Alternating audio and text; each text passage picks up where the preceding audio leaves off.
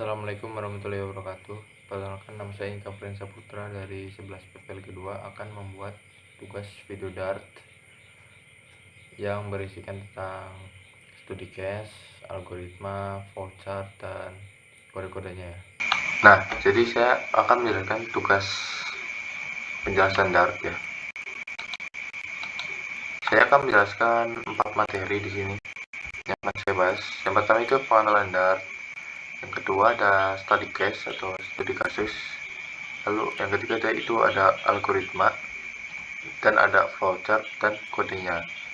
Nanti kita akan bahas juga. Yang pertama ini pengenalan Dart. Dart adalah bahasa pemrograman yang dikembangkan oleh Google.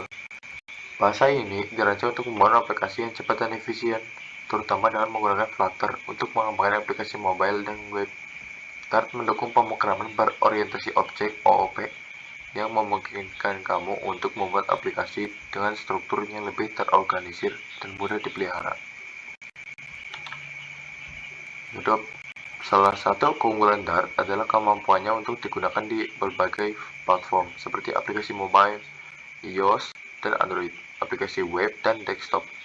Dengan menggunakan Dart dan Flutter, kamu dapat menulis satu kode yang dapat dijalankan di berbagai platform, menghemat waktu dan usaha pengembangan. Ini dia contoh studi kasusnya. Seorang guru ingin membuat sistem untuk menghitung nilai ujian siswa berdasarkan soal pilihan ganda. Setiap soal memiliki nilai tertentu, dan siswa diberikan nilai berdasarkan jumlah soal yang dijawab dengan benar. Jika siswa menjawab 80% atau lebih dari soal dengan benar, maka siswa tersebut dianggap lulus. Bagaimana cara di sini saya punya 3 soal ya. Ini saya buat sendiri. Bagaimana cara menghitung nilai ujian siswa? Yang kedua, bagaimana cara menentukan apakah siswa lulus atau tidak? Yang ketiga, apa yang perlu dipertimbangkan dalam membuat sistem ini? Jawaban soal pertama itu menghitung nilai ujian. Setiap soal memiliki nilai yang sama. Jumlah nilai yang diperoleh siswa adalah jumlah soal yang dijawab dengan benar dikali dengan nilai per soal. Yang kedua itu menentukan kelulusan. Jika siswa menjawab 80% atau lebih dari soal dengan benar, siswa lulus. Jika kurang dari 80%, siswa tidak lulus.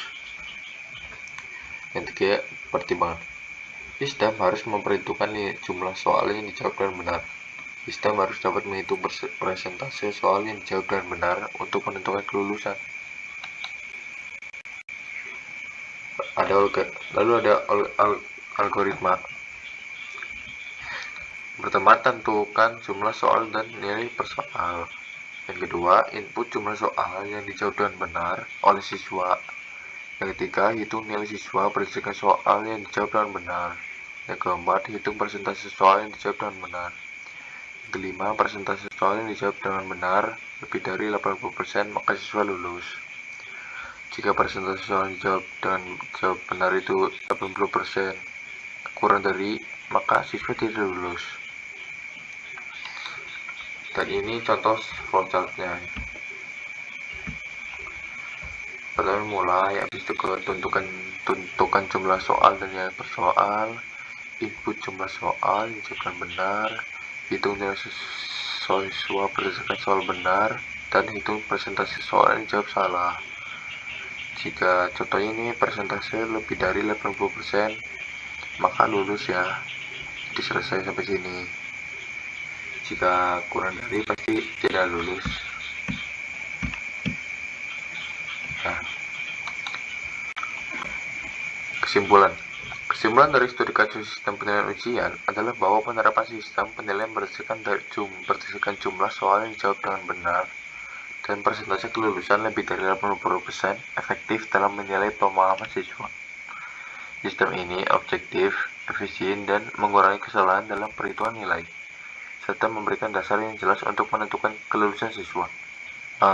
Setelah ini kita lanjut saja untuk ke codingannya ya. Oke, jadi saya akan menjelaskan codingannya dulu ya. Yang pertama itu ada hitung nilai. Di atas itu fungsi hitung nilai digunakan itu untuk menghitung nilai siswa dan menentukan status kelulusan. Nah, lalu ada bagian main itu, void main. Di bawahnya itu ada stdout.writer. Nah, itu gunanya itu untuk memasukkan jumlah soal. Digunakan untuk meminta pengguna memasukkan jumlah soal ujian. Lalu ada integer jumlah soal atau integer parse, membaca input dari pengguna dan mengonversinya menjadi tipe data integer untuk jumlah soal. Proses yang sama dilakukan untuk nilai per soal dan jumlah soal yang dijawab benar menggunakan fungsi stdin.readLineSign untuk membaca input dari integer parse atau double parse untuk mengonversinya ke tipe data yang sesuai. Output hasil dari fungsi itu nilai ditempelkan ke layar termasuk nilai akhir, persentase soal yang dijawab benar, dan status kelulusan. Semua nilai ini diambil dari map yang dikembalikan oleh fungsi tersebut menggunakan format hasil key.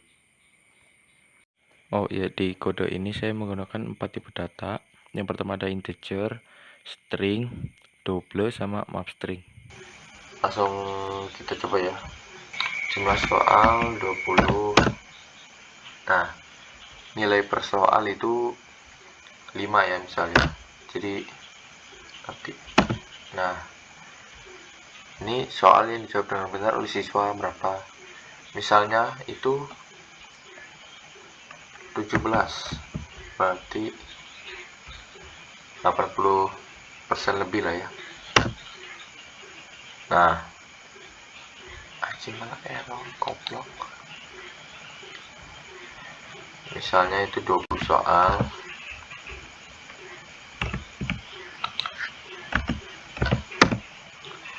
terus nilai per soalnya itu 5 ya. Nah, misalkan soal yang dijawab dengan benar oleh siswa itu 16, maka nilai siswa itu 80% lebih dari, jadi statusnya itu lulus. Terus kita akan coba nilai siswanya itu kurang dari 80%.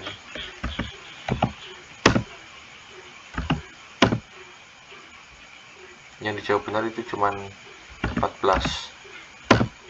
No, 70%. Berarti status kelulusannya tidak lulus. Ya, seperti ini aja ya penjelasan dari saya. Terima kasih telah menyaksikan. Mohon maaf bila ada kesalahan. Assalamualaikum warahmatullahi wabarakatuh.